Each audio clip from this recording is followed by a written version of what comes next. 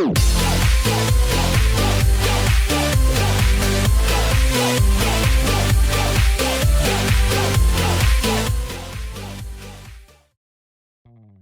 everybody, my name is GameNo321 and this video is a little different.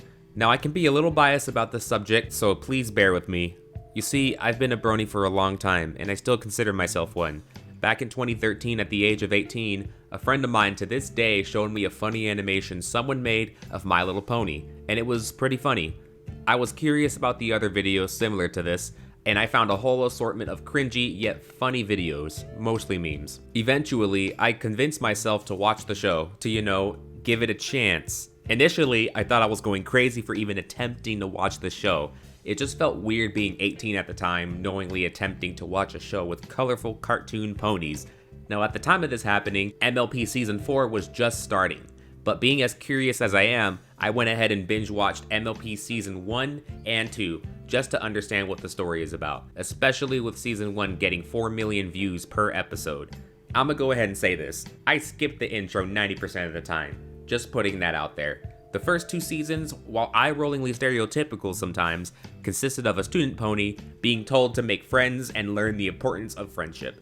She would then write to the princess, aka the Big Cheese, about what she learned about friendship at the end of every episode. Yeah, it sounds pretty cookie cutter, but hear me out. The first 2 seasons were all about character development. All the characters introduced had their own share of screen time, and everything felt like it had its own place in the show. Season 3 is when things got crazy, and introduced new characters, sights to see, and big changes to come to the show. Yeah, that school pony from Season 1 was given a pair of wings because she learned everything there is to know about friendship, right? Well, now she has to learn how to be a princess, and this grew controversy around the decision Hasbro made. Was it for more toys? Was it because of writer and director M.A. Larson? Was it for longevity of the show to keep her going? Who knows for sure is uncertain. But this shift in the show sparked a new version of MLP Friendship is Magic. It introduced a new cast of characters and ditched the whole letter stuff.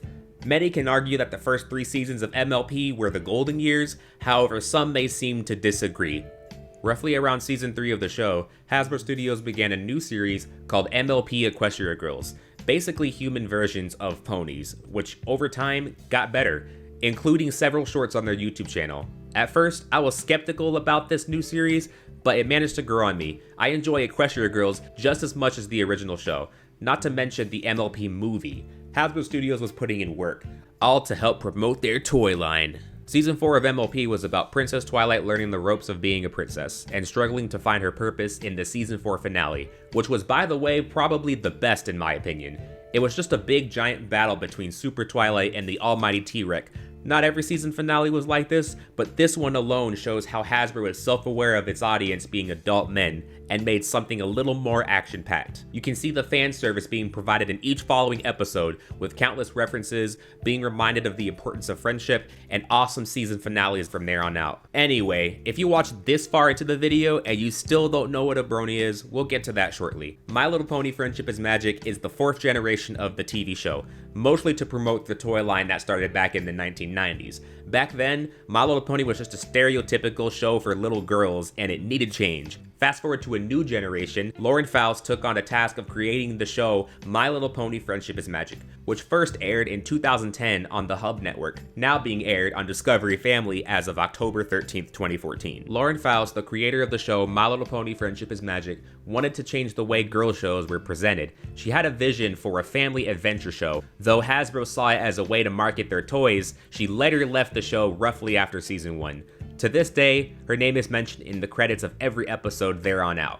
People still respect her name as she sparked a new generation of MLP fans around the world. She did previously work as writer, producer, and animator on the popular TV shows like Powderpuff Girls and Foster's Home for Imaginary Friends, which are my fan favorites, by the way. This TV show for girls has a strange approach on how it presents itself to the audience, and it made me feel different and unique as I slowly began to realize why these people called bronies exist. What makes the show interesting or weird for some people is how young adult men, from teenagers to grown adults, become a huge part of the My Little Pony community. These guys are known as bronies or brony, known as a portmanteau of bro and pony. like animate and electronics is animatronic, or chill and relax is chillax. There's another term for female bronies, which is basically Pegasister. I know it's kind of weird, but this is just how the community was. One thing we all have in common is how much we love watching the show, because it's good. Just like any other show. Sure, there's the weird ones that take it too far, and some just don't seem to make sense, but that can be the same for any fandom. Would you call girls weird for watching something like Transformers? Certainly not. And if you think that way, that's pretty close-minded. The fandom itself just wants to be in an environment where they can be themselves and not be judged, because we're one of a kind and unique, and very passionate about this hobby. You gotta give these guys credit for representing their fandom with pride, especially in a place like the internet, where things like this are notorious for attracting haters. We have technology! My little pony, I used to wonder what friendship could. The world of MLP is colorful and appealing to the eye. Walk in the toy aisle and you'll see what I mean. You got the blue pony, the pink one, the smart purple unicorn, the fashion junkie, the animal whisperer, and background ponies. The characters are mature and easy to relate to. Now we have grown men of all shapes and sizes wearing pony cosplays and fursuits of their favorite ponies, expressing themselves in a friendly, non-toxic environment, and it's called BronyCon. Yes, a convention dedicated to fans of the show My Little Pony Friendship is Magic. How harmless can you get? A Magic Comic Con, meeting voice actors, buying merch, meeting cosplayers, the whole shebang. But instead, everything is MLP. Plushies, toys, comics, art, clothing, you name it. I went to BronyCon 3 times in a row. It was like a big social experiment. The vast amount of bronies looking about was incredible, not to mention the opening ceremony. Unfortunately, I didn't attend the last BronyCon, but the memories from previous years will last forever. To think a show for little girls could spark such a large and wholesome community is beyond impressive. Is that like for real?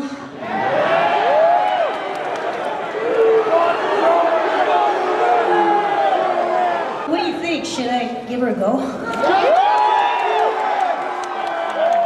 you know, I knew about it and I know the song and I practiced and stuff. Okay, let's see if I can do this. Well, better go lower. You got this, Mike! Yeah, thanks, man. Bruh. It's really great to be here in Baltimore, but I didn't know Orioles played baseball. And pony fans are cool, and I hope you like my song at the 2015 BronyCon. Thank you, everyone. Have a wonderful rest of the con, what's left of it, and I hope to see you next year or years to come. Stay pony, everyone. Thank you for coming to BronyCon 2015.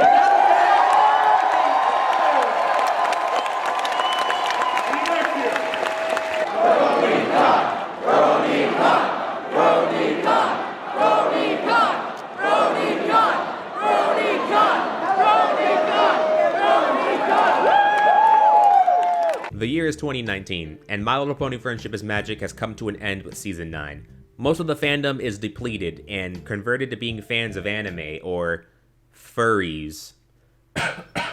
The series kept going on forever, it felt like, and the characters went through the same issues they learned like the last 4 seasons ago, and it doesn't give you that warm, fuzzy feeling of friendship like it used to. So let's talk about the fan creations. I fell in love with the fan-made music of this community. During my early Brony days, I found totally new and different music genres I've never heard of. The fan music isn't blowing up like it used to, mainstream artists stopped producing MLP songs, and other parts of the fandom would create their own content as well, but it was more so of the same stuff, like episode reviews and reaction videos.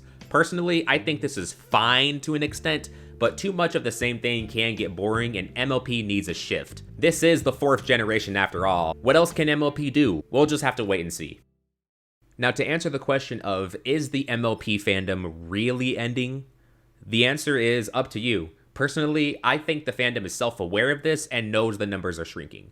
We have 9 seasons of My Little Pony Friendship is Magic, a My Little Pony movie, and Equestria Girl shorts that for some reason keep being made, but I don't mind at all. Let's just hope G5 doesn't pull a Teen Titans Go. Hey guys, thanks for watching my video. This took me weeks to finish because I was in the process of moving into a new house, and I finally managed to get everything set up here. If you enjoyed this video and found it helpful, you can click the like button down below. It will mean a lot to me.